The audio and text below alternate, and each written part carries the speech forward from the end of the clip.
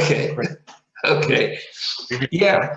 So I'm based out in London, England. So it's about 10:30 at night and stuff. But yeah, no. Wow. But our shows really has been over the past couple of months or so. Been talking to artists from the 90s, some from the 80s and stuff, just about their journey, individual journey into music, Okay. some of the highs, the lows, and how music is now, and what you're up to now. And but yeah, so it's about must be the music is because you released three albums, you've had hits. Yes. Yes. Not everyone has had that opportunity. Not everyone has has had that success. So it Yeah. Yeah. must have been a special thing for you guys, that no matter where things are now, that you've made it. So it's just to understand that journey.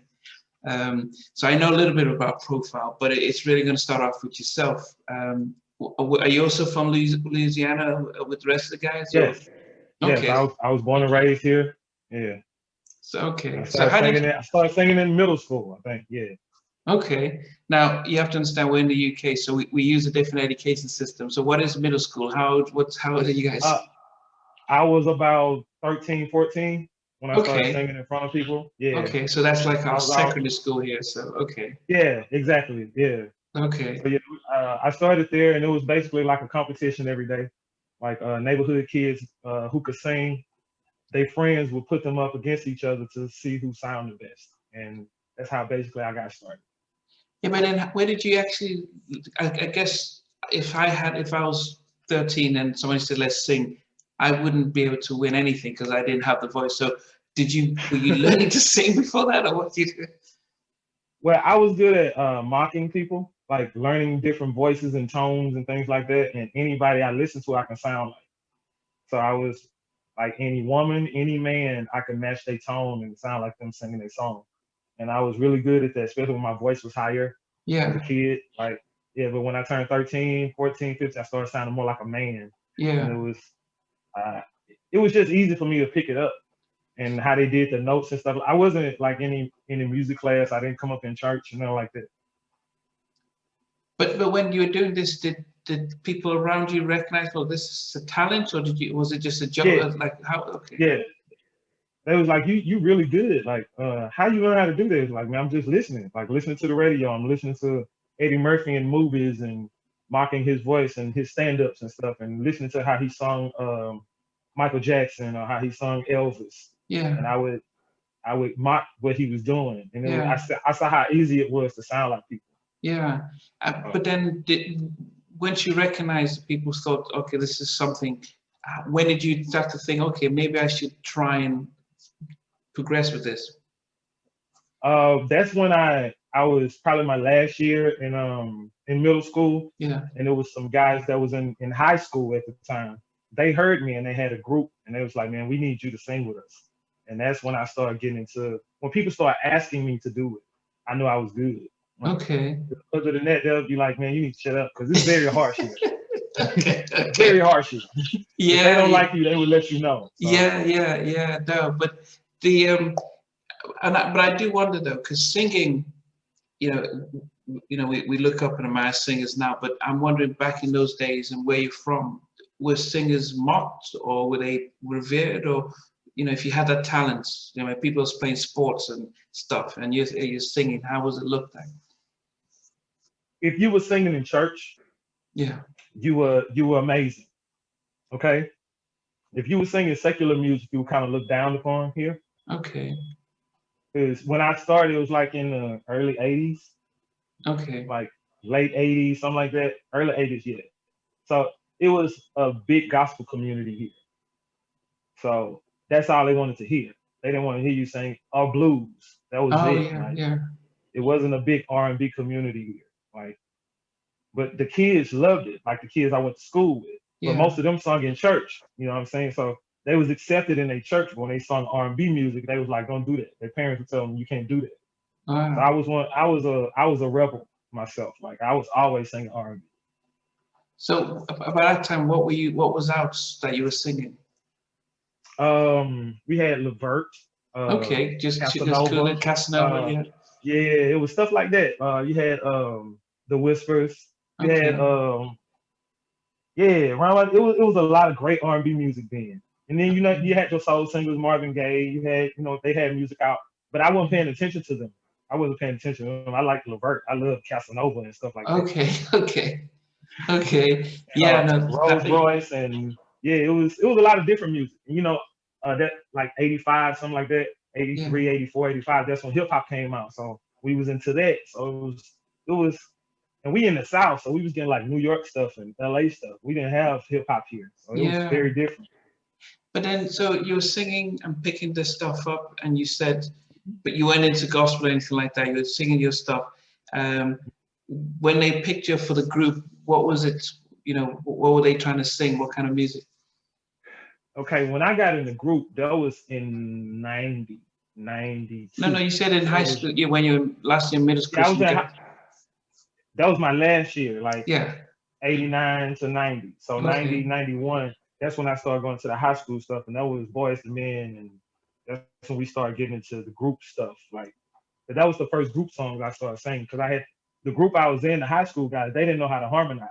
Okay. I had to go home and listen to Boys to Men and figure out the different parts and then teach them the parts.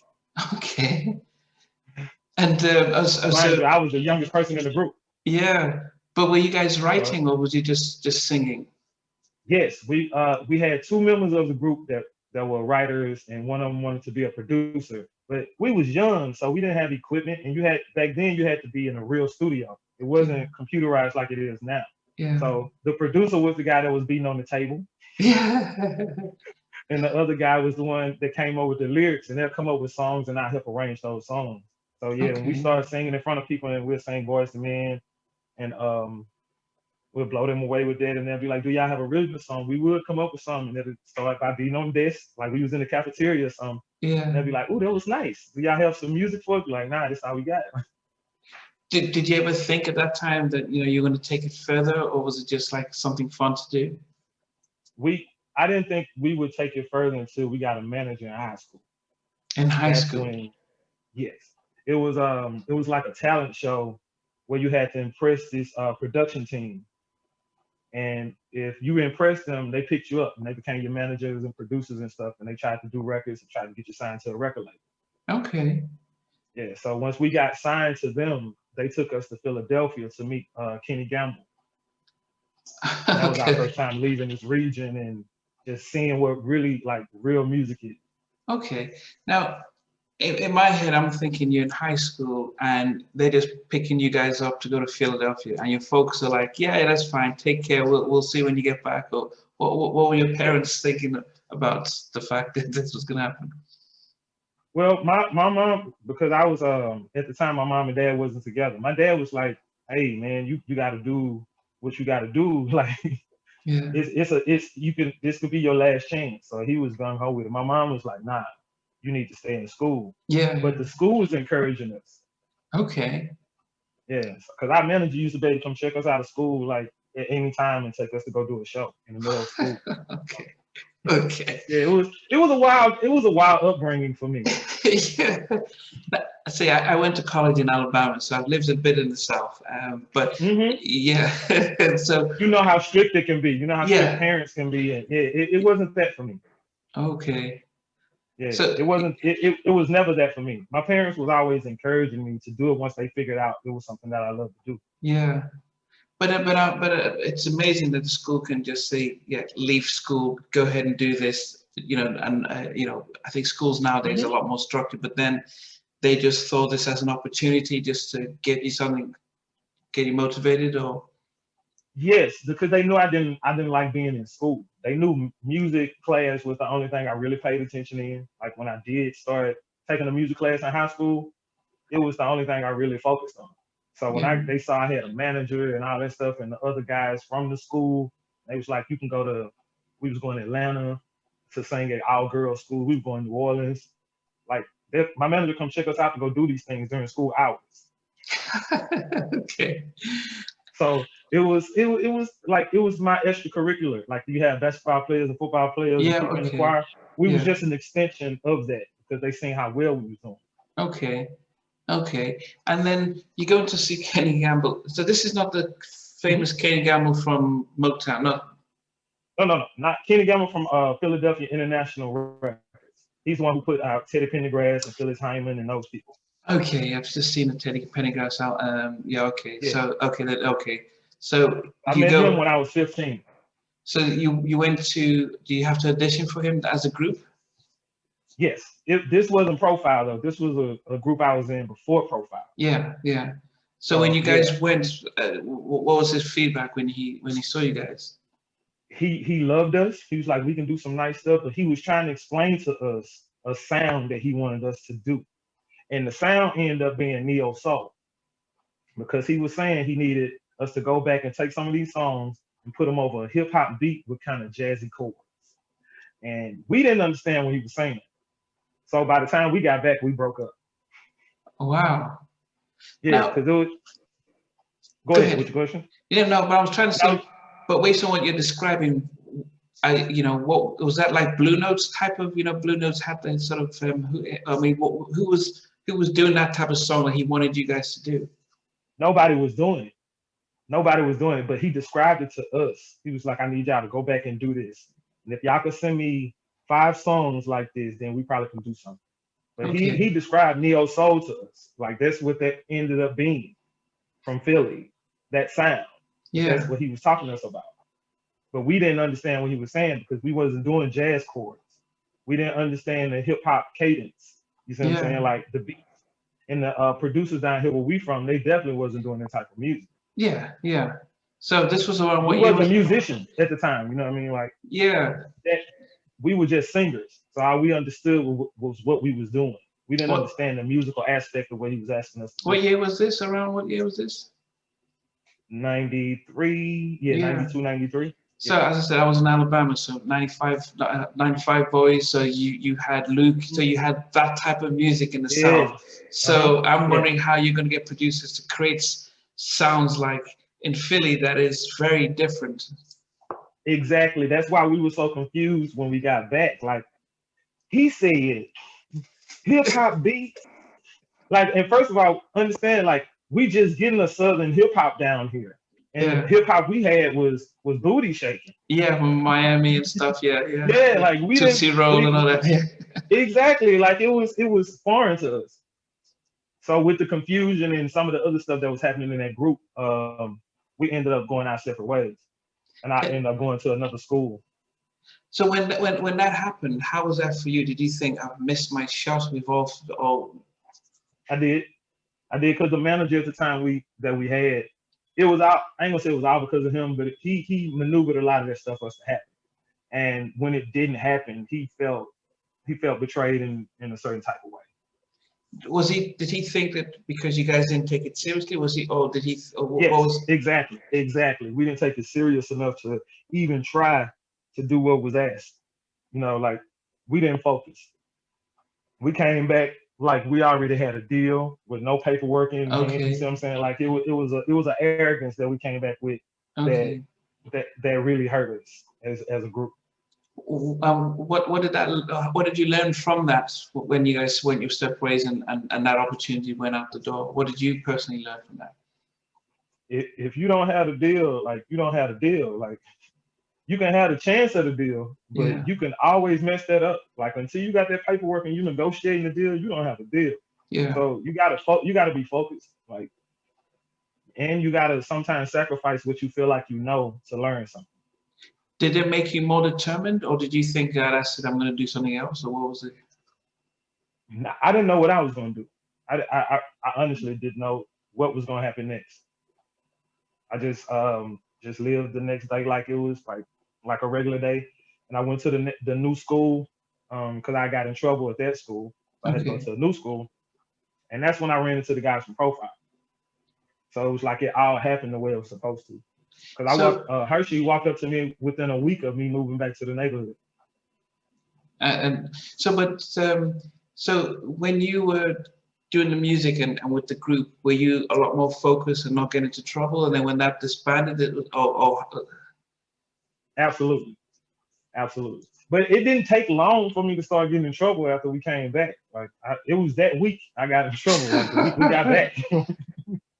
Like it was. Yeah, I knew I wasn't supposed to be there. Like that wasn't in the cards for me. It was supposed to be like that. Like, yeah, then my mama didn't care, like my dad didn't care. Like they was just go get what you supposed to be getting. Like yeah, if school not teaching you nothing, if you feel like school not teaching you nothing, go learn. Like, and they've always been like that with me. Like, yeah. I mean, sometimes school here in the States, they don't like, they're not teaching you nothing. They just babysit you.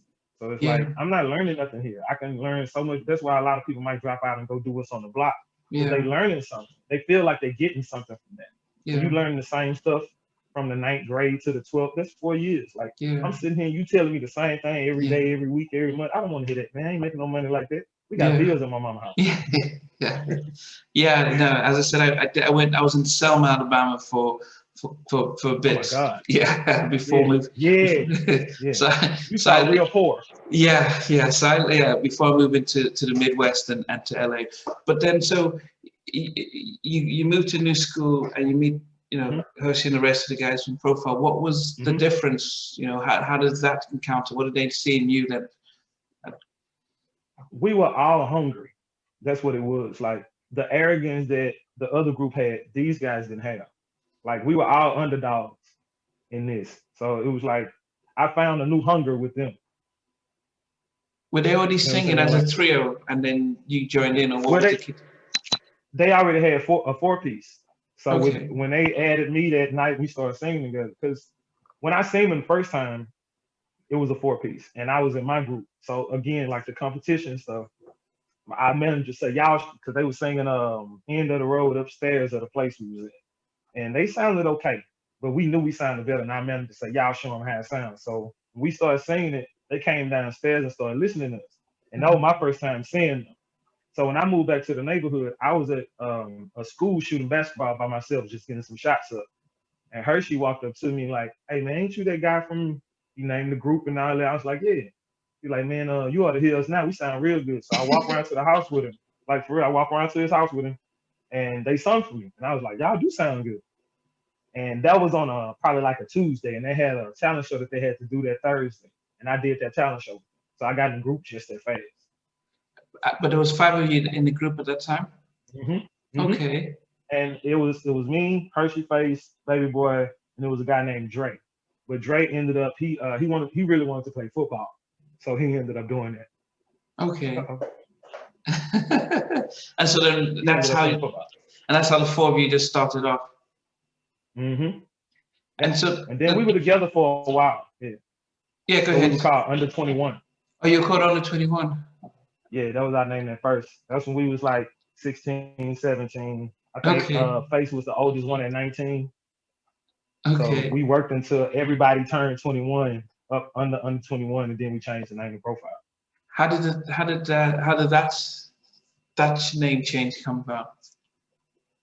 We knew we was getting old, like, and we had did all the stuff we could do around here. Like we had met Teddy Riley already, we had met Usher, we had met a lot of people doing concerts and talent shows around here, and we had got our name out, you know. But we knew we had to leave, and before we did that, we knew we had to change the name. So So when you met them, did you were under 21, but were you so when they would come into town, like maybe Blackstreet and stuff, is that when they would have you as opening acts, or what was the deal? mm-hmm. Yep, that's how we ended up meeting Teddy Riley and Usher, Okay. and probably Mystical and all these people before we even got a deal with Motown. So when at this time did you guys go back to your old manager that you had, or how did you what did you just decide to work as? Exactly. When I got into the group under 21, Face said, man, what happened to the manager I had? And I told him where he was, and then he like, man, we need to go get him. So that was our Face. Face was like, man, we need to go get a manager. So I took him to the car lot that Reggie owned, because the guy name was Reggie Smalls. So I took him to the car lot that Reggie owned, and Reggie was not trying to hear nothing about managing a group, no singing, no music, or nothing. He was like, Okay. I'm done with all this. Remember I told you he felt betrayed by the other group. Yeah, yeah. Like I'm not trying to hear none of that, man. So I said, you know what? We just need to sing for him. So we stood there and we sung for him, and he came out the office like, what y'all trying to do? Like, what y'all want? And after that, he put a lot into trying to get us a deal, getting us in studios and around producers who can at least try to listen to our ideas and put some music around it. We ended up meeting Musa Moore, in Arlington, Texas, at an Erykah Badu concert. Wow. And he and his girlfriend, Sandra St. Victor, put together our demo and got us to Motown. Wow. But we had been with Reggie probably like 2 or 3 years, like traveling around this region, just trying to get heard by like radio stations and stuff like that before we met Musa. So what he was able to do was get you into concerts and get you to network, but he couldn't get the final step. Exactly. So when we was in when we met Musa and his girlfriend in Arlington, he said, "Can y'all get to New York?" And Reggie said, "Yes, we can." So Reggie went and bought a van. Wow. And we drove to New York. And so he guys get you to now. At this time, were you guys creating, writing, producing, or what were you guys? Or were you just singing covers like "Shy" and "Boys to Men" and all that stuff? Pretty much, we were just singing covers. We was trying to write, but we didn't like the ideas. We knew they weren't good enough, so we was like, "Nah, let's just keep on singing these covers until we got the right song." Yeah. So yeah, and when we get in front of people, we were singing like solo. Remember they had the Sam Cooke thing at the end of the album. Yeah. The medley. We'll do that. We'll sing like some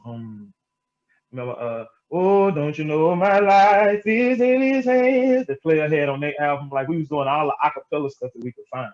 Okay. And Boys to Men, like it was. Yeah, we did. What was it? Everybody Yesterday. Okay. Yeah, we wouldn't do a lot of Shy, but we would do Boys to Men and Jodeci. We did Jodeci a lot though. Okay. Yeah. Okay. Come and Talk to Me and stuff like that. Yeah. I thought I was KC at the time. Yeah. I wanted to be KC. Yeah, what could I say? Yeah, he came. Deep South had the voice and stuff. And so sound like a dude. Yeah. So Musa brings you to. He says, "Get to New York." At this point, did you guys think this is it? I mean, what were you guys doing actually after that? Were you guys working? How were you guys making ends meet? We had jobs. Like I think me and Baby Boy were working inventory. Hershey and Face were waiters at a club down here.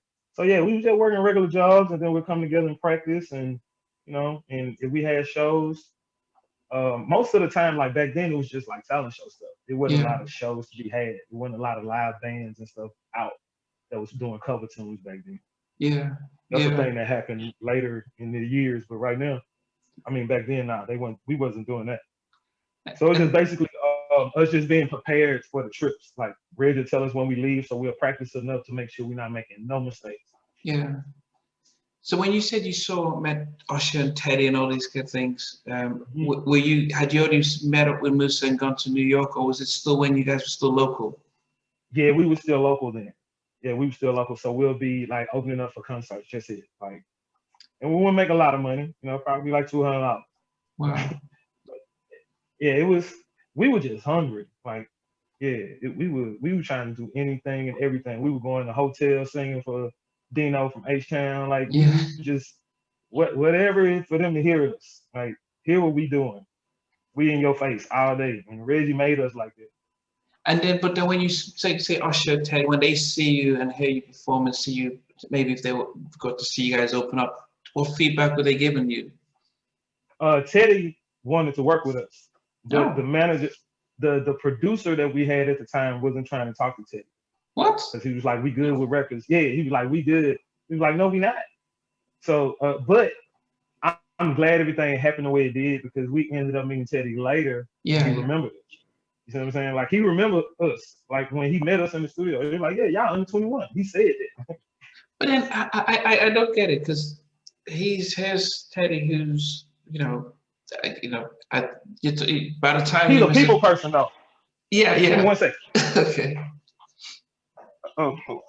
Yeah, he's if he meets you, he'll remember you. Like, he's not one of those funny type people. That's one thing I've learned about Teddy. Like, anytime I've seen him from the last time I've seen him in the studio, every time he's seen me since then, he's acknowledged me. Yeah, but I'm getting that. Okay, you've got from Guy to Blackstreet, and he's done Michael Jackson, and he says, "You guys are good. I want to work with you." Mm-hmm. What's your manager saying? Like, how do we go? I mean, I'm trying to understand who's blocking the door, and why couldn't you guys? It's the producer / manager. Like him and this was before Reggie, we had like a producer slash manager, and I started working with him first before I brought the rest of the guys in. So Okay. we did have some music, him and I. So when he told Teddy that, I was like, no, we not. Like, we need to work with him. Like, I want to work with him. But this guy, you know, some producers, they don't care how big the other guy is because they want control. It's about a dominance thing. It's about control of the material. Like, he knew if he would have let us go work with Teddy, we was gonna go work with Teddy. You see Yeah. what I'm saying? So it was like he wanted to keep control over us. But once we found out he was stealing money, we had to let him go. And that's when Reggie came into play. Okay. Okay. I just don't like to acknowledge the other guys. Yeah, yeah, yeah. But then I wondered, okay, good. It's a very hard thing. That's, you know, you've got one of the biggest producers ever saying, Yeah, "I want to it was work a with you silly guys." move. It was a very silly move. What But did the other you know, three with us, sing? Did they oh, say? yeah, they was very upset. Like, why we not talking to him? Like, yeah, it was we knew it wasn't a smart move. Like, Yeah. even at that time, we was like, but that's what started causing a rift between us and him. Like, we Okay. already had some feelings in the situation about certain things that was happening, like Yeah. as far as money wise. But when stuff like this started happening, we started seeing you actually blocking us from a shot with somebody that's really working. Yeah. So then we had to make a decision, like, y'all want to stay with him, or y'all want to, oh, this paperwork is over in like 3 months. Y'all want to go ahead and send him the termination paper? Okay. Okay. So Yeah, you've like, we signed was on the some. paperwork with this guy. Okay. So did you guys learn about the business that early? Because then I think that's the one thing that when I'm spoken to a lot of artists, past and they talk about the business early days. They didn't really know. They were just they wanted their shot and they didn't realize. Did you learn about the publishing and the contracts and all that stuff? We learned about management. We learned about how what management should be able to do and shouldn't be able to do. Like, we didn't learn about I didn't learn about publishing until way later when I had to defend myself in front of the label with Motown. But with back then, with all we knew was about we just knew we had paperwork with him and he was getting 20%. That's it. Like, that's all we understood about the Okay. management paperwork. And we Okay. understood, we knew when the term was up. Like, we knew how long we had in the contract. Like, Yeah. we would always know that type of stuff. Yeah. Okay. So it's like, yeah, we always knew that about every manager. It's just when you start dealing with labels and they advising you with lawyers and stuff like that, they try to make you really feel like it's a family. Yeah. It's not, you know what I mean? It's all business, but they sucker you in with the family and the bros and the I love yous and let's go out to eat, and you know what I Yeah. mean? Like, they don't tell you like that this coming out your budget. You know, you Yeah. don't learn that stuff until they send you this thick booklet of Yeah. what you spent. Yeah. So, I mean, Musa brings you out to New York. You Mhm. record? Did you record some demos before he takes you to Motown, or what was the deal? Well, before we went to New York, we had some demos already that we recorded here, Yeah. and we took those to New York with us. So when we met with Musa and Sandra, they had us to come to Warner Brothers the first time we met them. So we went to Warner Brothers, played our demo. It was like, this sucked. So, and that's exactly what they did. They said, nah, we can't take this, no labels. So what they did is they drew up a production contract for us. And we ended up signing a production deal with them. Wow. And we came back home and we negotiated the production deal, and they had us to come back and stay for a couple weeks while we recorded a new demo. And yeah, we stayed up there, and they took us around to a lot of open mics and stuff up there so we can like people can see us. Yeah. Yeah. And that I felt like a start in. Like, and we ain't have no music out because the way those people made us feel at those open mics, I felt like we was amazing because they was like, who are these dudes? Like, where they come from? And we Yeah. were singing, it was a solo song we were singing. I forgot what song it was. But by the end of the second week, the band that played at those places, they was like, hey, those dope old dudes right there, tell them to come up here. They was calling us to the mic. Wow. So when we came back, when we was getting ready to leave, that's now when we left, we had to go back a third time. Yeah. And that's when we got the call from Keto the day we was getting ready to leave to ask us, can we stay and have a meeting with him? At Motown. Well, at the time it was Keto Entertainment. Like, it was his company. Like Okay. he took, yeah, we got moved over when he took over presidency of Motown.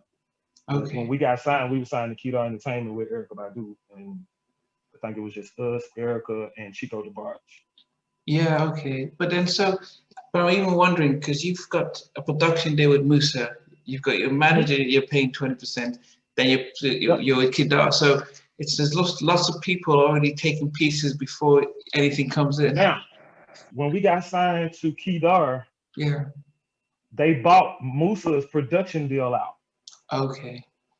So that was the only way he could sign us if he bought the contract from Musa. Okay. So I Okay. think that was 50K. Yeah, Okay. I think they gave him 50. And in that buyout, they got to put one of the songs from the demo on our first album. Okay. Okay. So Okay.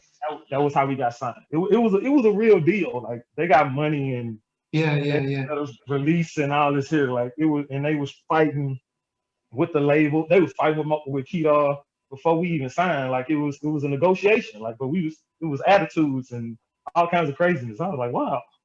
But how did you feel? I mean, so here's the four of you guys. You've got Kadar, saying, okay, I'm going to buy you guys out. I'm going to really do something here. What was, what happens then? Were you guys quitting your jobs and just like going in hotels, or would you just like business as usual? Now when we knew we was getting signed, we came back home for probably like 2 weeks. The third day after we got home, the contracts were here. Wow. From Kedar. Like we remember what I said the first time, if you don't see that paperwork, ain't no deal. Like when we got here in that third day and we see them contracts show up, it's like, okay, we gotta work now.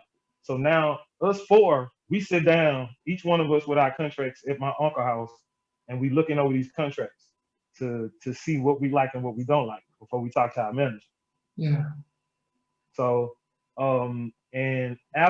before that, we had to go have a meeting at Kedar's office. Yeah, that's when we met Kedar, we didn't meet Kedar face to face.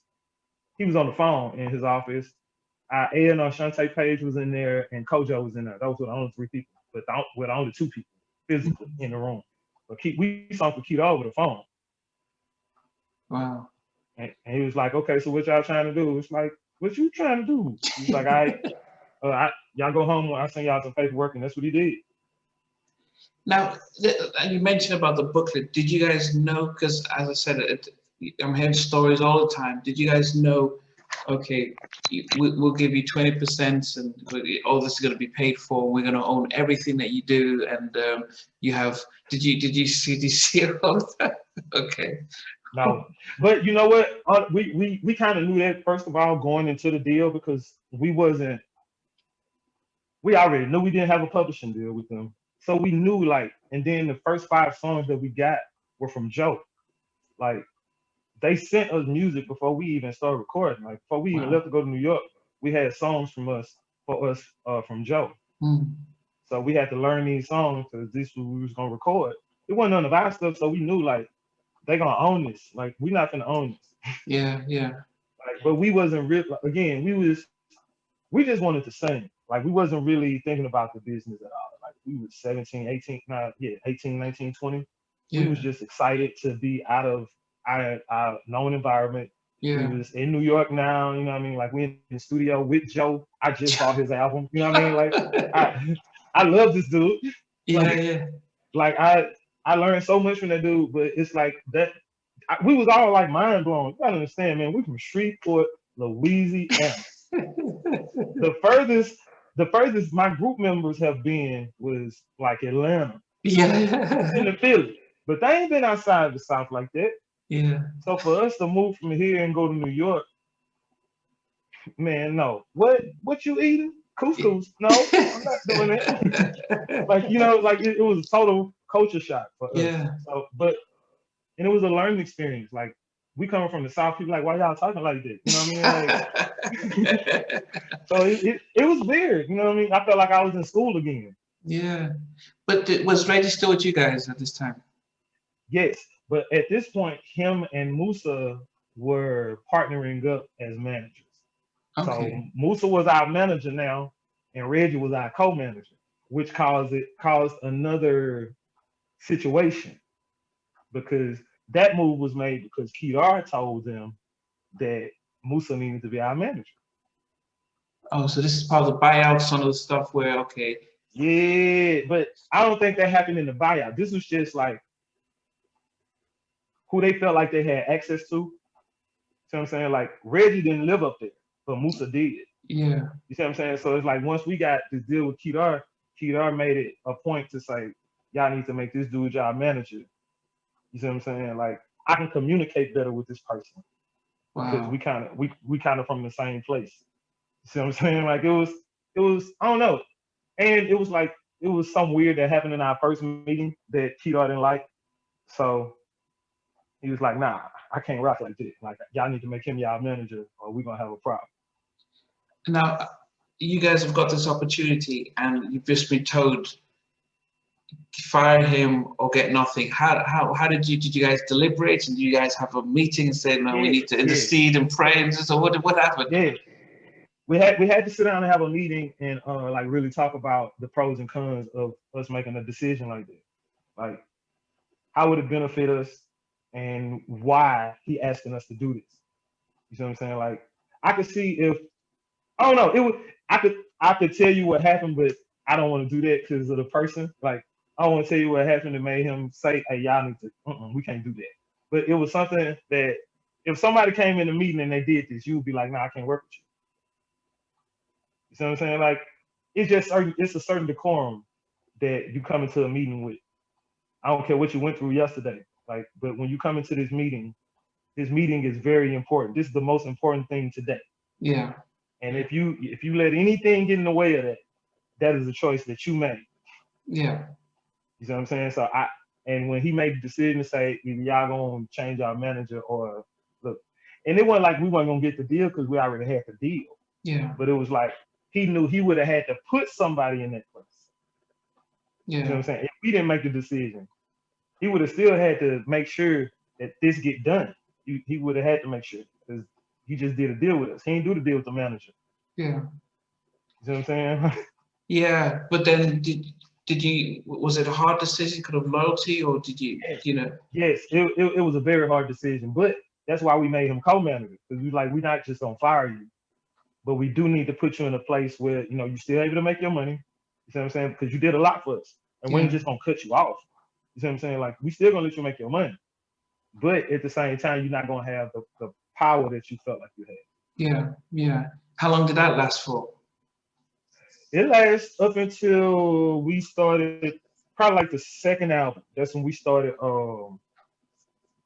seeing weird stuff, like weird money stuff happen. Like okay. money coming up missing, and it's like we know where it's going, bro. Like you stealing, so now we gotta let you go. Like, come on, man, we don't want to do this. Yeah. But you stealing from us. Like we gotta stop it. Like we can't keep letting it go on, and we ain't have good advisors around us. Yeah. But if we go back then to the first album, just before we move on to that, so you've got Joe Thomas in the studio working with you guys. He was a revelation when he came out with his albums. I mean, I was buying his albums because he was like, wow, hit after hit after hit. Don't want to be a player. He was Why Do Good Girls. It was almost like, wow, this guy's just almost a breath of fresh air, and he's writing for you guys. You're in the studio, proper stuff. And then, but around Motown, I know Chico as well. But then, did who else were you guys seeing in the meeting, that you'd seen on TV when you were still getting your album ready? Well, Erica, Brian McKnight, because he was on Motown at the time. Yeah, Brian McKnight, yeah, Diana Ross, Stevie Wonder, Are you kidding me? Robinson. Yeah, like when Kedar took over Motown, they had a party like 2 nights later, and I met Prince.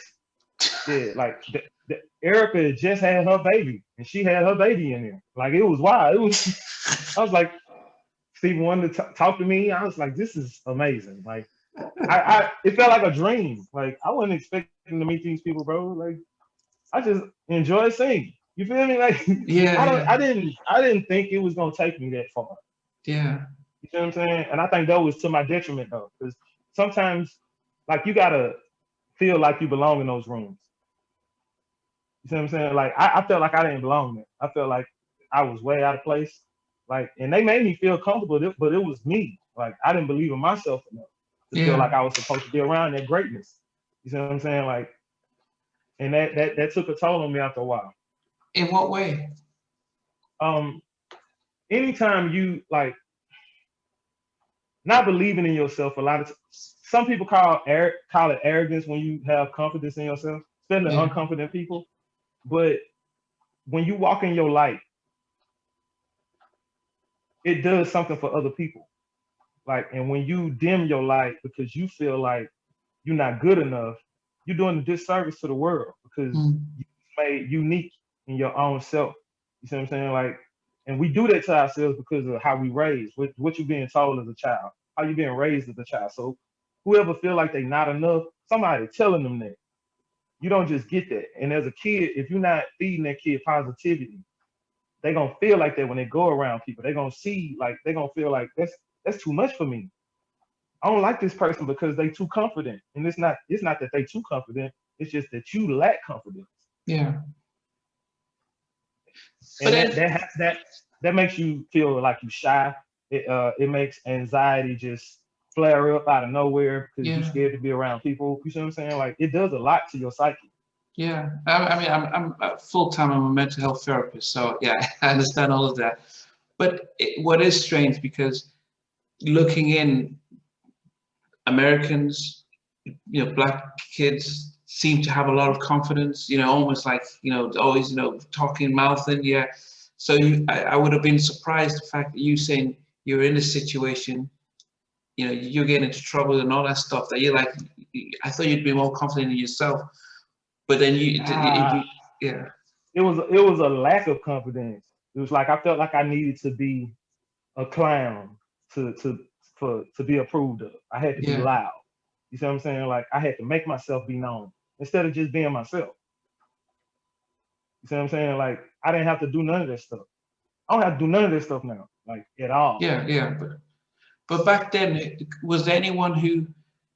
Because and I think this is where you'd assume a manager or a guardian or so, a godfather would pull you aside and say, dude, what are you doing, man? You need to, and try and ground you and stuff.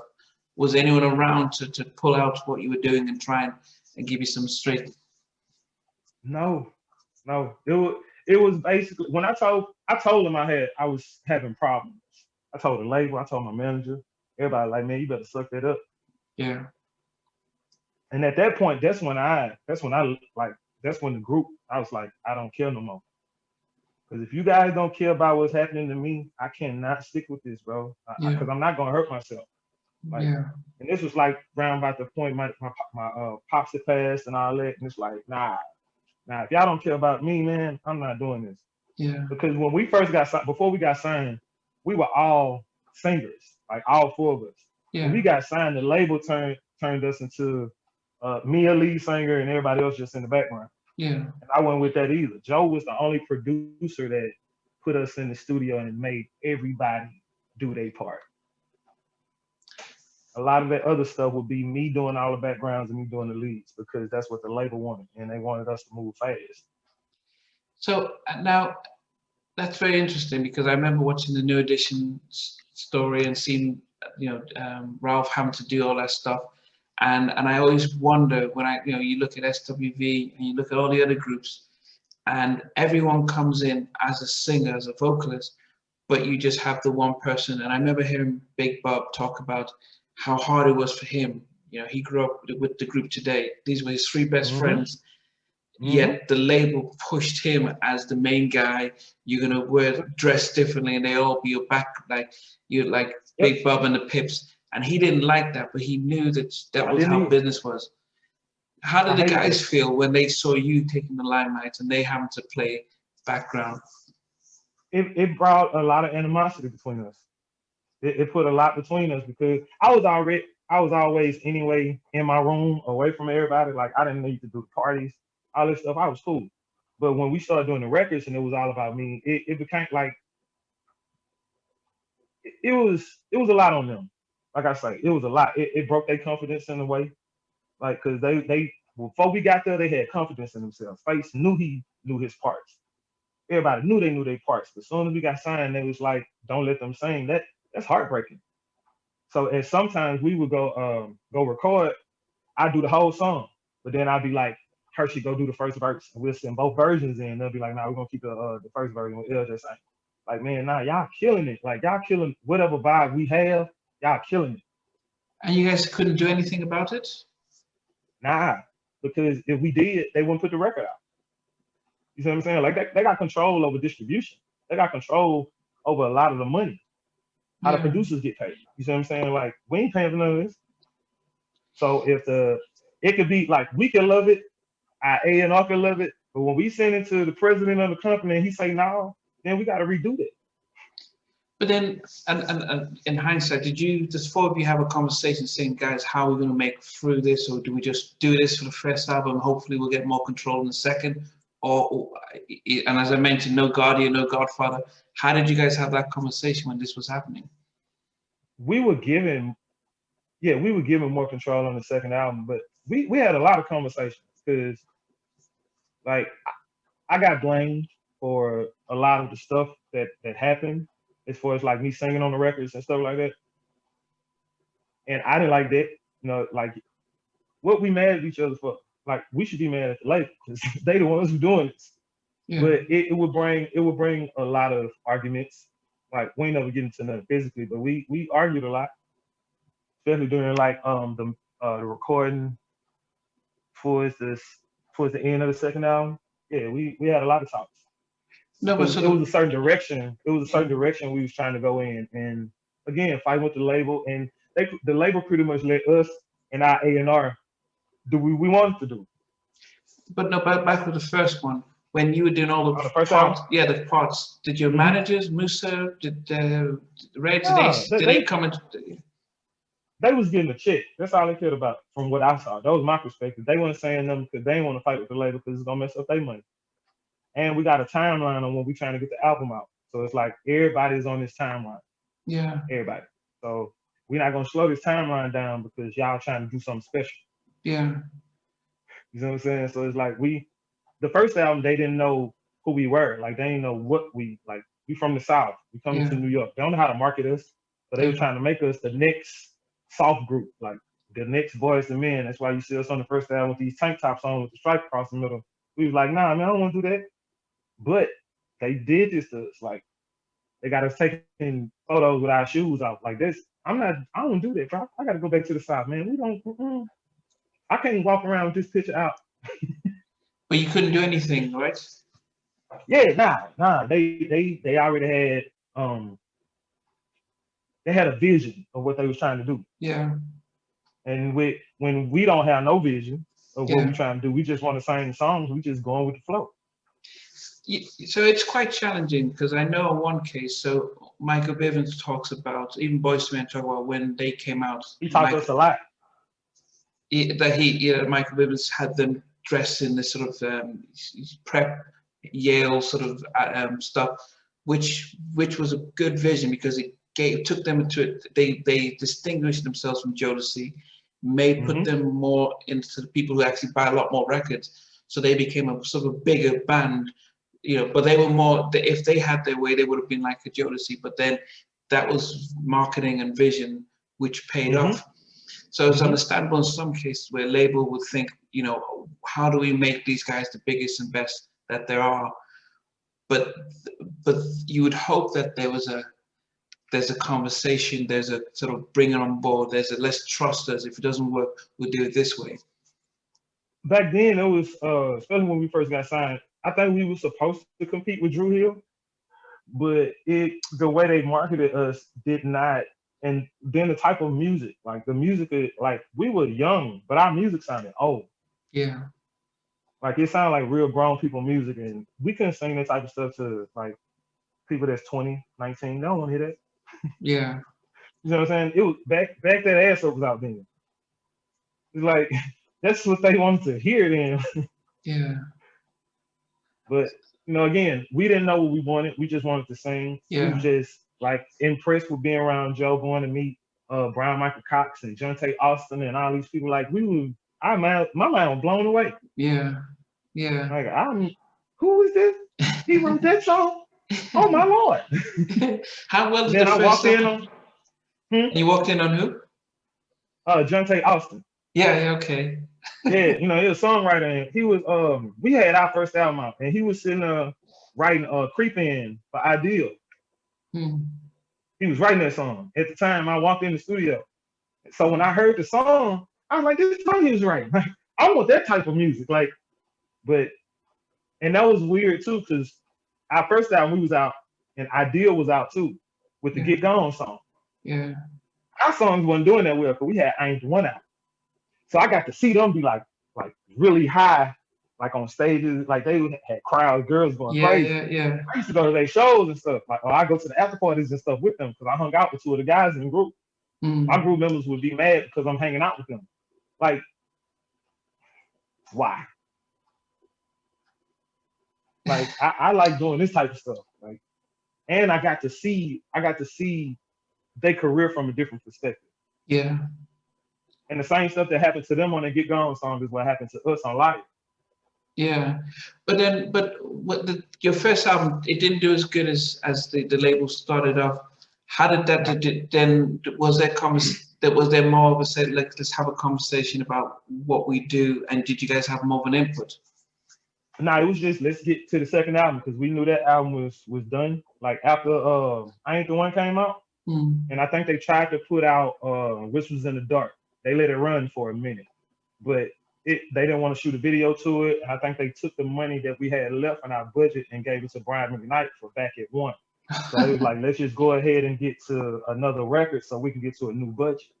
Okay. And with this new budget, we had more of an artistic control of who we worked with. We had more of a visual control as far as like how we wanted the videos to look and the clothing. Like at that time, they had us going out with that same black stuff that we got on the first album, like that leather stuff. And it was summertime, so it was way too hot for us to have that stuff on. So we were sponsored by Reebok and Nike at the time too. And they sent us a lot of like jumpsuits and stuff. So we used to go out and perform in that stuff, like during that time. Like when we went out, I think we was with Big Pun in Cincinnati. Yep. We had on like jumpsuits and the fans was going crazy. Okay. We was like, they like this. They don't want to see us in this leather matrix stuff. Yeah. So we started when we went back to our A&R and our marketing director, Lynn Scott. Lynn got us a bunch of magazines, so we started tearing out stuff that we liked. Okay. And they went and found some stylists that got their stuff for us. And that's why we look more urban on the second album. We got on jerseys and Timbs and all that. Like, cause we was like, man, we need to dress down. Yeah. So then like, we too classy. So when you were doing, so when you were recording the second album, so you had 2 tracks with Teddy. Whose idea was it to get him? Because the songs were written by Hamilton, is it? Roy Hamilton. Yeah. Roy Hamilton and Bishop. They were produced by Roy Hamilton. Okay. Let me just get that out there. When we got the records were the track and all that was done and wrote. Like Roy Hamilton and Bishop wrote it. He was in a group called Talent that was signed to R. Kelly during the time. So when they brought us the record, we recorded the records and Kedar sent them to Teddy. And that's where the vocal order and the oops and all that stuff happened in the drops. Like, there wasn't none of that in there when he got it. Okay. Did it sound completely different? Yeah, when he put the drops in it, we was like, oh yeah, okay, all right, yes. Okay. We were like, okay, cool, yeah, cool. Thank you. We needed that. That's beautiful. Okay. And I think he had us to come back. Yeah, I had to go back to Virginia to re-record like certain parts that he wanted me to re-record. Okay. Teddy is he's a feeling genius. Like in the records, when you hear somebody like saying something real cool that Teddy produced, maybe Teddy told him to do that because he did that to me a lot on Liar and Damn, especially on the remix. Because I was in there by myself with him on that one. Wow. But he told me a lot of the stuff to do. And I was like, oh, okay. That's just feeling. Like you ain't really singing. It's what dudes would do if they drunk and they sang the song in the club. Like, well, yeah. Just make it sound good in the song. Like, Yeah, yeah. You know, you listen to if you heard Keith Sweat's "Make It Last Forever," the Debbie McGee who sings the vocals. She was saying how Teddy was telling her how to do the sort of the stuff that, and he's just Like what if you, 20 years old or something like that. yep, like towards the end when you hear, "I want our love to last a lifetime." Man, Teddy told Keith to do that. Hmm. Like those type of things. Like he's good at moments in the record, Oh, creating moments where you be like, I remember that. yeah. Like if you So listen to No Diggity, Ted ain't really singing that song. yeah, You know what I'm saying? He kind of talks singing. yeah, Like the yeah. way you work, yeah. You ain't gotta sing that. Well, So now here's the other thing, because you said that you went back to Virginia, so the guys didn't get to go back with you to see him to record and stuff. Now, so the still issues were still happening where they were separating you from the rest of the guys. now to me, now let me just say this. Let me preface this before I say it. To me, after our first encounter with Teddy in the studio, they ain't want all of us to be around him no more because he told us a lot of stuff that when you get too much information, you are powerful. And Teddy gave us a lot of information in our first sit down with him after we got through recording. We stayed in the studio with him for like 2 hours, and he just talked to us About the business, about, about yes, about our business, about our managers, about our lawyers, about all of it. And we made a shift within probably like a couple months with our manager, our lawyer, with the label. Like I became a dick with them. Like because we fired our manager, we fired Reggie, and we was going through some litigation with Musa because we was trying to fire him, but he wasn't trying to let it go. And we brought in Kedar's sister to she was gonna be our manager. Her and Shantae, they were gonna start a management company and they was gonna manage us. But it that turned into a money play where they made them break that up. wow, If they would have did that, we would have been able to have way more control yeah. over the records. So you got a lot more information. Was this so? But then, as a full group, as a group though, because you were going in more so, did they feel like, man, why is he still going? But were you guys a lot more coordinated? As in, look, it's not my fault. You know, the label's doing this. Second album. We were I was trying to explain that, but it always looked like I was trying to go do something different. Mm. You see what I'm saying? To them, no matter what I did, if I went and sung a hook for a rapper, if I went and did something different, if I went and demoed a song, it Yeah. always looked like I was trying to do something different to them. Which I was doing all this stuff before I got in the group, before I got a deal. I was always singing hooks for rappers and stuff around here. So, But it is part of marketing because Cisco. Drew Hill, they just pulled him aside because it's like, oh, they did it the same with Ralph. It's almost as if we got a figure here, we can pull everyone across. And so this is labels just trying to make money and trying to protect their asset and stuff. It's not best, it's not great, but this is how they do it. When you finish with Liar and Damn and you finish the record, and Liar gets released out. Now, I guess before it even comes out, when they bring a song that says, "I'm taking the house, the car, the dog, and the kids, I want it," did you not think, okay, this is crazy? Because that is the most unrealistic sort of funny sort of thing I've ever seen. Tell you something funny. We didn't mind recording the record. We love recording the record. But when they started talking about making it a single, we was like, no. We was like, no, don't do that. Like, no, bro. Like, you gonna have everybody mad at us. But Kedar sat down and he said something real simple. He said, all right, I put y'all career in y'all hands. Y'all pick the single in. We was like, nah, you go ahead, bro. Like, nah, you ain't gonna blame us for messing this up. Like, nah, we gonna let you do it. Like, you good. So he did it, and we was like, but Teddy told us before we left the studio, this song gonna be all right. Like before it even came out, like Teddy told us, he was like, this song gonna be all right. Y'all gonna be all right with this one. I was like, what do you mean? And probably like 3 weeks later, it was #1. No, before the video came out, ended. Yeah. I mean, were you surprised by how well it was received? I mean, Yes, yeah.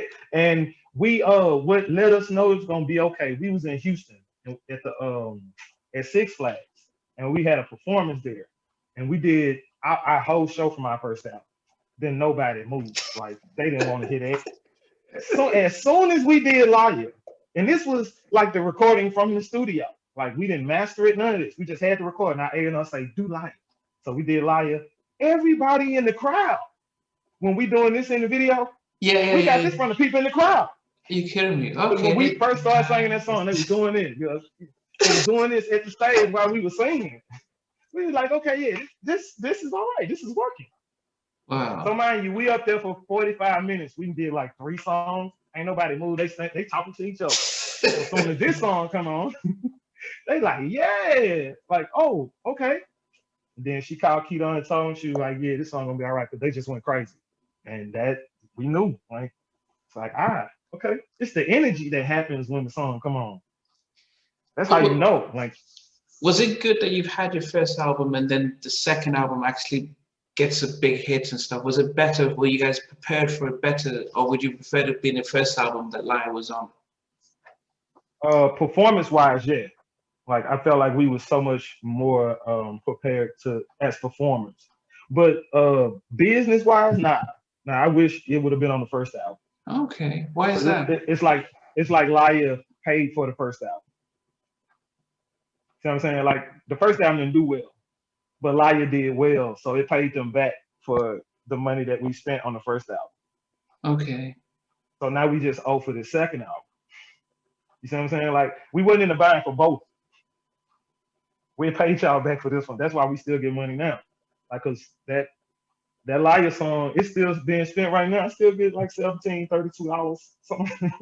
Yeah. But it's if it would have been on the first album, we wouldn't have we would have had to just follow up. You see what I'm saying? Like, and our back end would have been more. Yeah. First album. You know what I'm saying? And the reason I asked you that, because I asked a lot of people about the hits, would they prefer it being on their first or second album, and everyone says they want it as soon as quickly. You know, a hit is a hit. Yeah, like if it would have came out first, that would have been our first song. That would have been a hit. Like we would have been solidified in the business with that song. Like because it came on our second album, that's why people kind of look over us a little bit. Yeah. You know I mean, like they only had one hit and it came on their second album. But if it would have came on that first album and then we would have followed it up on the second album with another one, oh yeah, we would have been good. Okay. Yeah, so that's really interesting. I guess so you Live becomes big, and I think Damn does well as well. How does that do? Not as big as Liar, because Liar was massive. We felt like Damn could have been a bigger record, but they messed up the market. When they started sending it out and it didn't say Damn, it said Jam. We was like, nah, you killing the vibe of the record. Like, and people not gonna get it. They're not gonna get the record when you do that. See what I'm saying? When people listen to the record as it is saying Damn, they understand the context of the song. Yeah. But when they're hearing it say Jam, Jam, Jam, that's throwing them off. Like it's way different. Oh, I didn't realize they changed the name from Damn to Jam. Yeah. In certain markets they was sending it out like that. Like the video was beautiful. We was like, yeah, this video is nice. We're gonna be able to do it off this one. But when they started sending the record out, like in the Midwest and stuff like that, and they said it was because Teddy got a song with a guy called Jam. It'll be great. We was like, nah, bro. This is not what you're supposed to do with this type of song. Yeah. But again, with you not having no control over the production and stuff like that and the way they send it out, you just gotta rock with it. And then when people saying, man, why y'all made it say Jam? Oh, don't ask me that. I didn't. Did you guys get to do any writing on any of the albums? On the second album, we just did the thank you at the end. Like I produced that, and that's about it. Okay. Because at the beginning of the second album, they found out that we didn't have a publishing agreement together. So they was like, I don't know if I want to keep them in the studio by themselves, because they'll own that. Okay. So, but then were you learning about the business side, the publishing side, and all that stuff at this stuff? Yes, yes. During that time, like we understood, like when we found out, because they was talking about, man, we were just gonna put y'all in the studio and let y'all produce some records. Like, we have some songs that we own. They was like, nah, we don't own half. Like, nah, no, y'all won't. We don't have a publishing agreement.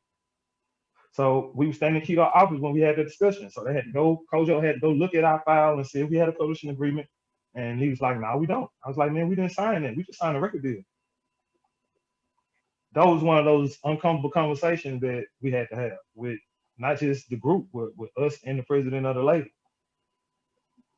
Wow. But after that, we didn't start producing and writing and stuff until like the third album that we tried to put out independently. Okay. So after the second album, did you part companies with Motown? Yes, we did. After we went on tour with Cash Money and Nelly, and the label put together. Then after that tour, and they started talking about a third album, but they couldn't give us no advance. And I was like, well, I can't do it. And the rest of the group was saying we need to have a deal in place before we say no to Motown.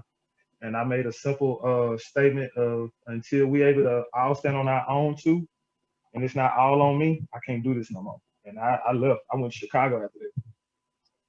No, but you wanted the four of you to be part of it, or what was the difference in of opinions? It was just they wanted to like have a deal in place before we left Motown, so we wouldn't just be out here without a deal. I didn't care about having a deal at that point because I feel like I worked so much, and that was right after my dad's funeral, and I seen something that I didn't like. So when I got the chance to leave, I left. When it was like, well, if you don't want to do it, we'll send y'all the paperwork to let y'all go. I was like, cool. Oh, this is Motown telling you that we'll let you guys go. Mm-hmm. Because you mentioned I didn't want to do a third album. I didn't want to do a third album. Y'all, they wasn't gonna pay us for a third album. They were just gonna give us a recording budget, and then you never know what that budget was gonna entail. You don't know what the marketing budget was gonna be with them, because you're not gonna get more money if you're not selling more records. So all the money was gonna go down. So to me, logically, it didn't make sense for me to stay in like a slave deal just to say I got a deal. Yeah. You know, I mean, it's very interesting that you're saying this because, you know, Prince was one of the biggest ones to first talk about being a slave to Warner Brothers. Then around 2002, Michael Jackson says Sony the same sort of thing because they went to promote his album and they own it. They, you know, the disagreement. And now we start to see a lot of other people say, you know, Jaheim stopped recording because he's like, look, I own it, I create all this stuff, and you guys own it, and you can. I think even had Ne-Yo talk about. They wanted him to sound like someone else, and they shelved his album and didn't release it. And so that's the balance that you have, especially within R&B and stuff. They don't really do that to rap and hip hop as much, but they do it mainly with R&B. They really try and control. Because, you know, in most of the rapping stuff, most of the rappers, I ain't gonna say all of them, but a lot of them, they write their own stuff. So it's like they have to negotiate a publishing deal with them. You see what I'm saying? Like, because you're not just talking to somebody that's just hitting notes. All of these rappers, these are their thoughts. These are they pen this. So they gotta get them a bag. They gotta get them a check. But with R&B people, most of these people just sing a song. You can do a cover song. You see what I'm saying? Like, and not get paid. You can put it out and all that. But you don't own that publishing. All you're gonna do is get shows off of it. So, and man, I say any corporation is about manipulation with its people. So if they can manipulate you with that money, they will. Yeah. So just be mindful of the deal that you get into. I tell anybody that. And our deals wasn't bad. They was standard. Standard, yeah. Yeah, it was just the people that worked on the projects. Like during that time when we got signed, it was a merger that happened between a lot of record labels at that time. Yeah, a lot of. Yeah, that's Universal how cutting Motown back. ended up under Universal. Yeah, Polygram went down. Yeah, there was a lot MCA, of people. Uptown. Yeah, all of them. A lot of them people lost their lives. A lot of people lost their, you know, it was people, like I seen somebody have a bag like this full of pink slips that they was taking to somebody other late. Wow. During this time. Like, and it was a lot going on. So a lot of new people that had to work together. These people didn't like each other, but they had to work together. They had to get along to try to get these projects out. You see what I'm saying? Then you got a label like Motown It's been around for years. It's an expectation that came with that label. And when we're a new artist, but you got Diana Ross, you got Stevie Wonder, you got Smokey Robinson, Temptations. All these people projects coming out regardless of what you feel. You see what I'm saying? These are the reasons that Motown is still standing. So you can be a new artist if you want to. We'll give you a budget, but if this music ain't good enough, we're finna move this budget over to somebody else. And that's what they would do. Like that's how they took our money. Because we was out on the road and we found that out. So when you guys made you decided, look, personal issues, you spoke about the mental health stuff, especially when you started off, and I'm sure it was still going throughout the years, and then the pressures of life and stuff. You took a decision at this point. Pardon? Yeah, I was depressed at this point. And I think back in those days, the black man doesn't get depressed. Black people don't have mental health issues, so you need to suck it up. Yeah. I mean, and I'm hopeful that it's a lot better now. But back then, those labels weren't saying, we'll send you to a psychiatrist, we'll get you a counselor. They were like, okay, that you must be making this up. You've got all this opportunity and stuff. Yep. Yeah, you gotta suck this up, man, because we gotta go make this money. That's basically what it was. Like we care about you, but we got a show tonight. Yeah. The show must go on. Like, and I had to become selfish with myself. Like you can't do this to me if I don't let you do it. And when I seen, like, after my pops passed, man, that opened my eyes to a lot. Like, I gotta stop. Like, because I could have hurt myself at the time, like the way I was thinking. And I knew I could, and I wanted to. And that's why I tried to reach out to people. Yeah. And people be like, you just wanted sympathy. No, I had dreams. I had visions of me hurting myself, bro. And if I think like that, that means I could do something to myself and I need to tell somebody. Yeah. If y'all not taking me serious, that's not my fault. It's your fault if something happened to me. That's why I'm telling you. But everybody like, you gotta suck it up. So I was like, nah, bro, I'm cool. And that's why, like, I need to remove myself from this before I do something to myself, because this ain't healthy. Now, listening to this, I as I mentioned, this is when I'm, next thing in the morning, I'm back in work, treating people with depression, anxiety, and stuff. Where did you get that sort of determination and clarity of mind to say, I know where I'm going, I need to take a break and move on? Because most people would still go with the flow and they'll try and we use other things to distract them. So drugs and alcohol and prostitution, or all women, whatever it is, just so that they can continue. I was indulging. I was indulging in my vices. Don't get me wrong. And that let me know I had a problem, because I was getting more and more into my vices than I was into my craft. See what I'm saying? Like when I started relying more on that than trying to pick up my guitar and trying to relax, I knew I had a problem. Like, I don't know what made me I think it was my spirit, man. My spirit told me it's time to go. Like, I gotta leave. Like, I can't be around these same people. Either I'm gonna hurt one of them or I'm gonna hurt myself. Yeah. I've never been a violent person, but I know inside of myself when something is happening that's not supposed to be happening. Yeah. And so you make a decision to leave. How did you feel afterwards? After you said, what was the sense afterwards, making that decision? I was in limbo, but I felt free. Like, it was a freedom that came with it. I was scared, like, because I didn't know what was gonna happen next. But I knew I could go to Chicago. I had a friend out there who offered me some work, so I went out there and did some work. It was like the stuff I did before I got a deal. It was like the same. I went to a rapper house and we'll sit down and write a hook, and I record for him, and we'll finish the song, go back to the room, whatever.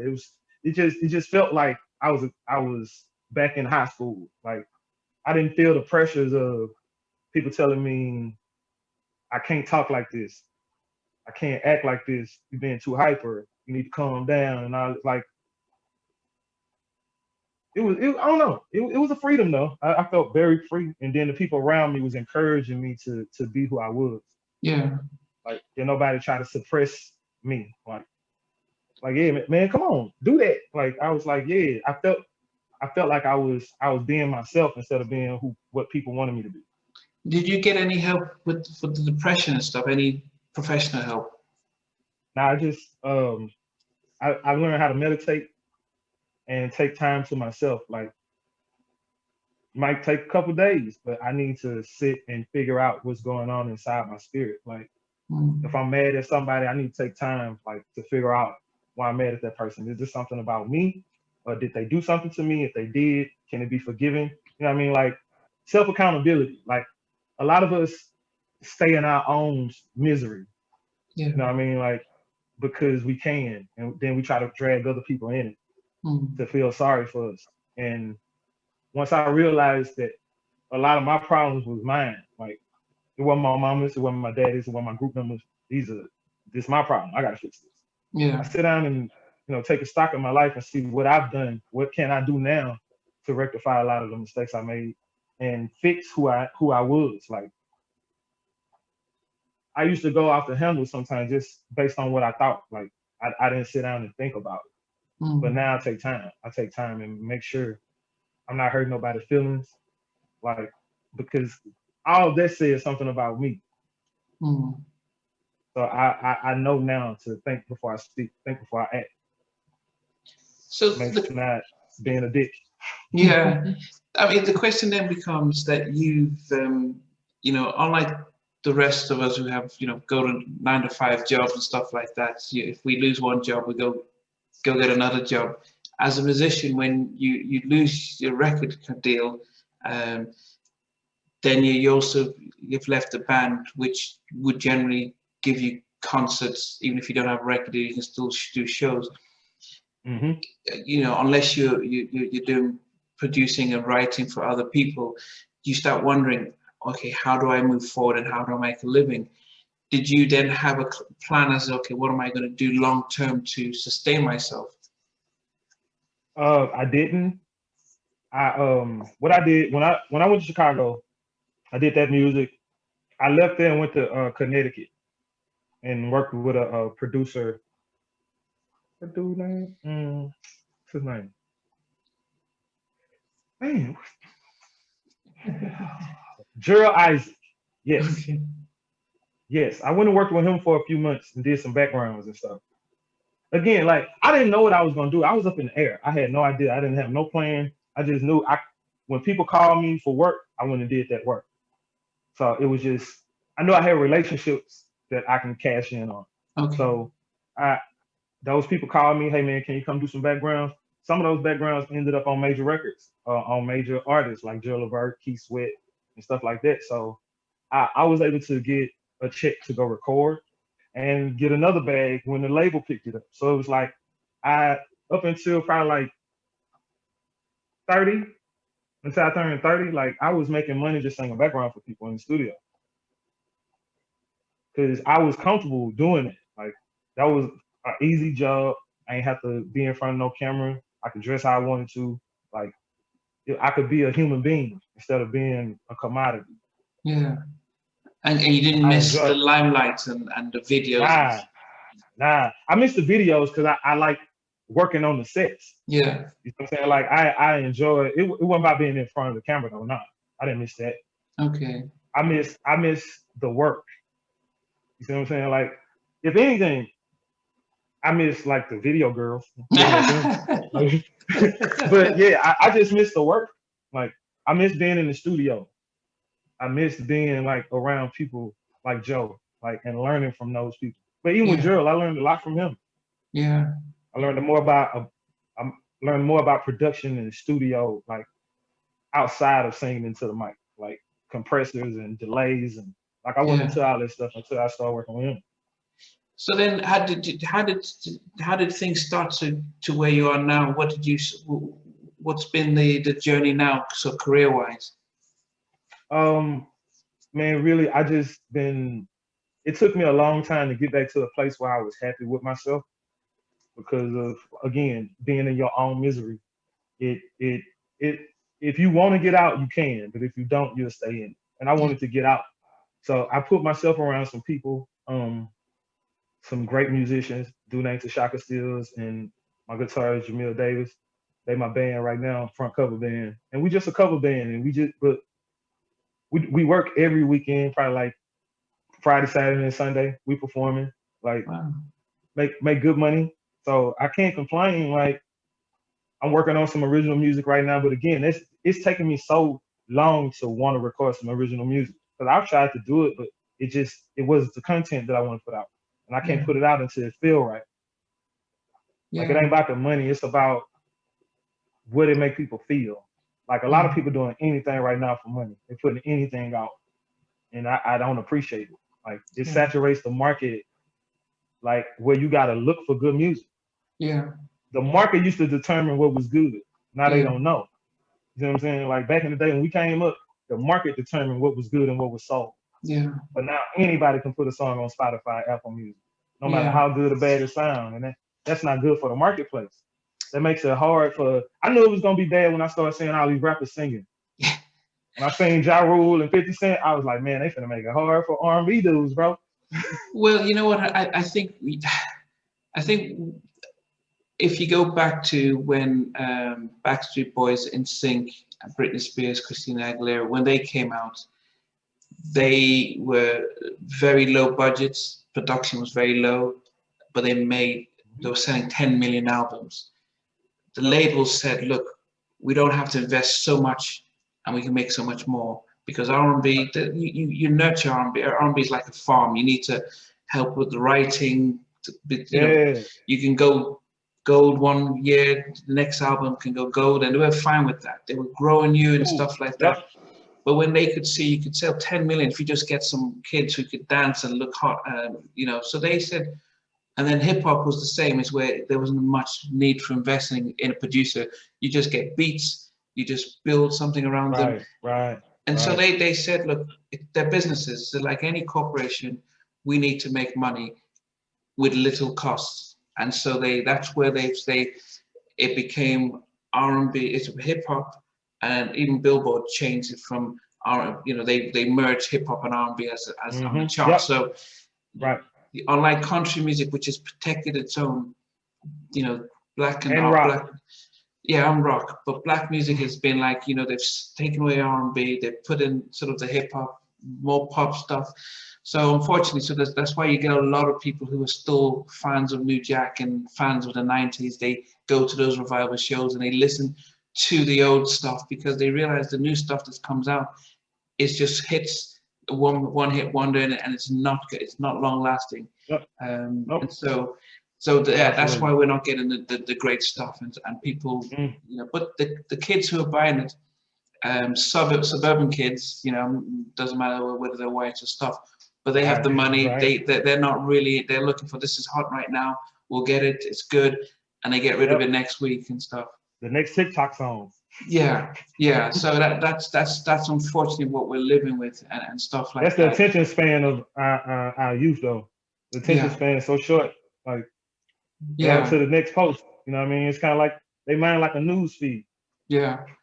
So I mean, but it's so I think just finally as we sort of wrap up, because you know you've given me more than I expected, especially, you know, the fact that I'm, as a therapist, hearing your story is really amazing, because we're getting this with athletes who struggle with mental health and stuff, and they're talking about it. Not many artists talk about the struggles and the limelight. Because there ain't no money in it. There ain't no money in it. You know what I mean? Like, people don't want to talk about it because they don't want to look crazy. They can mess up their views. They can mess up their fan base. Like, I don't care about a fan base, man. I need people to know that, like, when you going for a deal, ownership should be your number one priority. Ownership of everything you can own. Because right now they signing these 360 deals where they signing their whole career away. Yeah. And but it's an industry standard now. And it's like, nah, bro, just because it's standard don't mean you got to get it. Like, you create your own way. They might not like it, but they're going to have to respect it. Yeah. I mean, that's you know, it's I don't want to start naming names of who's really pushed it and who's made it more accessible that people are signing these things around. But you are right about ownership, because I think it's only when I got onto social media the last couple of months that an artist plays a song that they wrote, that they produced and created, but it would say you can only play 29 seconds of it, because guess what? The label who put it out actually own 80% of this. Even though you're the one who did all the work, they actually have the ownership of it, and they can dictate where it's played and for how long it's played, and you have no power to stop that. And you don't know about the underlying licensing deals that they can deal with your material in other places. Like, cause you don't, if you're not going to these countries, you're not gonna hear your music. Yeah. But they selling your music in movies in other countries. They got other people singing it in different languages, and you don't even know, and they made money off of it. Like, yeah, they take your material, like they take your stuff. Yeah. When we first got it's weird. It's weird how many songs that I've seen people try to take, and it'd be songs on the radio. I'd be like, wow, you just gonna re-record this in the studio and try to put it out on? I'm not doing that. Nah. But it's a cutthroat game sometimes. Like, deal with people with integrity, man, and real integrity. Like, I'm not gonna say it's not a lot of people out there with some, but it's hard. Yeah. It's hard to trust people. Yeah. And I ain't gonna say labels did that to me. Life did that to me. Like, you trust people, let your light shine, but sometimes just watch yourself, man. Everybody not out for your best interest. So would you still try and go independent, release your own stuff eventually when you're in the right spoon and just put it out and stuff? Hold on, say that one more time. Will you still plan to release your own stuff independently when you're in the right position and right? Yes, that's what I'm working on right now. I'm looking to probably do it in the second quarter next year, because I'm working on some stuff right now. But yeah, I'm excited about it too, because I got a team now. I got people that I'm working with that I trust, and people that motivate me to stay writing. Like, I've been writing way more than I ever have in the last few years. My ideas are great, I have to say. I can't wait for people to hear them. I'm excited and scared, because it's been such a long time that I put music out, but I think I have an audience of people that will respect what I'm doing. Yeah. And that's all that matters to me. Yeah. Now, I think finally everyone would want to know, you had 3 guys who you've known since high school, since you were kids, and business. We've watched the 5 Heartbeats. We stuff. Even New Edition got back together, but not having to get back together, but having a conversation.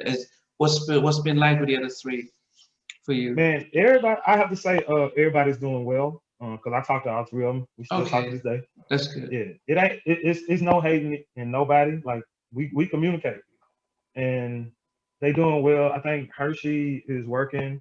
I don't know what face it. Last time I seen him, I talked to him like a week ago, but I think he was in Jamaica or something. And baby boy, I think he's moving back to Texas, because he's working. I think he's starting a security company. So everybody's doing well, man. It's just when we made a decision to not be in the industry no more, it wasn't because of the music. It was because of the business. Like, it was because of the industry. Like, I like being a human being. Yeah. Yeah. You understand? Like, I like being able to talk to people and go places that I want to go. Not having a bunch of people running up to me. Like, that became a problem for me. Like, because when there was people shaking our bus and all that, I hated it. Like, I don't want this. Yeah, but did they recognize that what you were going through, what they couldn't see then, they were in a better position to say, wow, we actually didn't know what you're going through, and Well, this is my first time talking about it. I ain't talking about this. Like, yeah, I don't. That stuff is for me to deal with.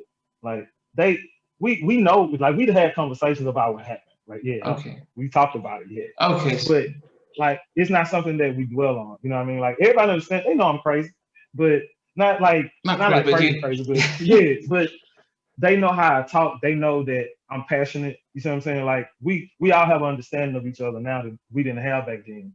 Yeah. Like, we push each other. Like, and that's what I told a good friend of mine. Like, you seen the Jordan documentary? The which one? The Michael Jordan documentary? Yes. Yeah. I was Michael Jordan, and they was the Bulls. Okay. Like, yeah, it was kind of, I was a bit overbearing because I wanted us to win. And then I didn't see how much it affected them. Okay. Like what the label did to them, plus what I was saying, you know what I mean? Like that's why they was mad at me. Like it was kind of like I was reinforcing what the label was saying to them. Okay. Okay. Which wasn't healthy for our relationship. And Yeah. I was just only seeing it one way as the win. Like, this how we gonna win. We gotta do this. And they was like, nah, man, you gotta learn how to talk to me. Like, you can't talk to me like this. Yeah. Yeah. Yeah. Okay. So it was, and I had to really understand who I was and what I brought to that. Yeah. You know? Yeah. Well, when I wrap up every session, I always ask the guests that if you were stuck in an elevator and for like 2 or 3 hours, and they say, "Look, we're gonna get you. Before we get you out, we can put a movie on for you. What film would you request to watch?" Life. Okay, the Eddie Murphy, Martin Lawrence. Yes. Okay. Yes. Because it's about 2 or 3 hours. Okay. And it's funny. Yeah, it is. Yeah, it's. I haven't watched it in a long time, so I may have to go watch that. Man, it's hilarious. Yeah, it is. But before they put the movie on, they say, "Look, we can put a track on just as we get the movie ready." What song would you request to listen to? Giving Up by Donny Hathaway. Okay, I don't know that one. Okay. Yeah, go check it out. It's a nice song. It's kind of dark, but it's a very nice song. His tone is very nice. Yeah. Okay. No, yeah, but it's always good to see that everyone has a very unique and broad taste of kind of music and films. It's easy to say what's your favorite song ever, but I think having to ask the question in a situation, it brings out a different type of song and film that people pick and choose. Right. Yes. You know, it's been great speaking to you. It's been fascinating. I think it's hearing your journey. I mean, I think, you know, when I set up this show, it was to get this type of information, but we don't normally get guests who have lived it through like what you've experienced and with the honesty and stuff. And I think it's going to be stuff that will help a lot of people who I are hope it does. in the industry, but not just in the industry, but just men, especially Black men. You know, even in 2020, we're still underrepresented when in mental health. Very few of us are Black therapists.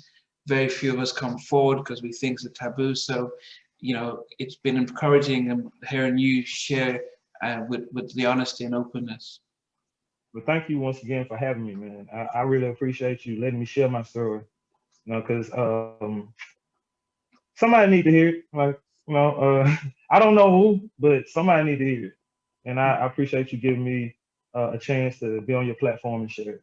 Yeah, well, you know what I hope is that when you're about to release your stuff, that you'd give us an opportunity to bring you back again and see, you know, because life would have changed and what you're like writing about would have been different and stuff like that. But if people want to, because you say you play 3 times a week, where can people check you guys out? But is it after COVID? They can look us up on. Hold on, say that again. After COVID. Yeah. Is it now that you're performing, or is it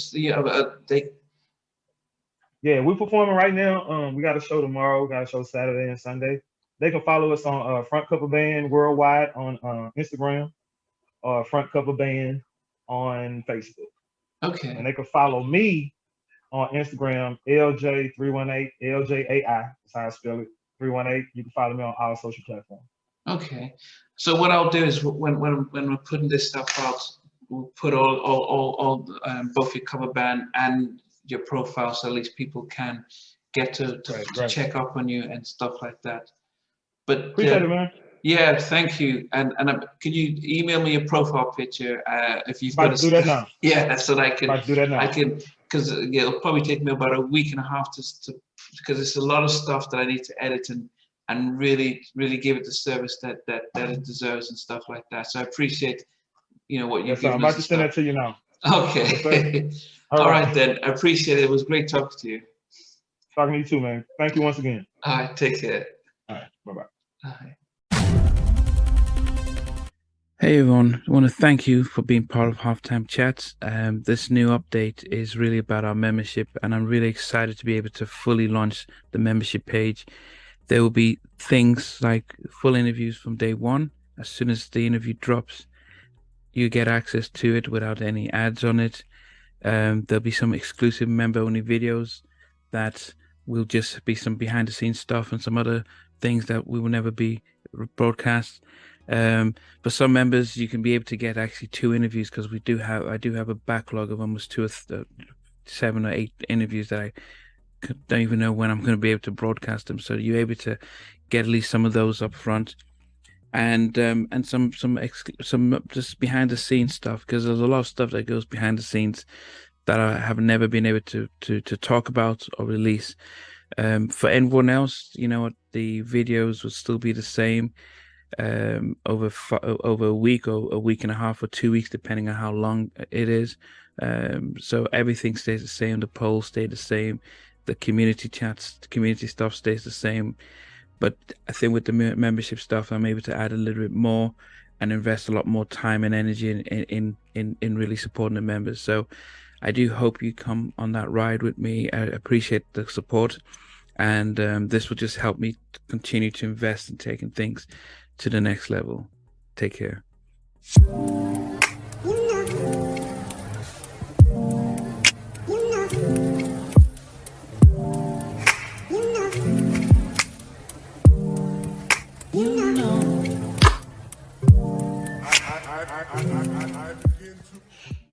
Thanks for watching. Please remember to subscribe to the channel, but most importantly to press the notification bell so that you can be notified when we do have a new interview.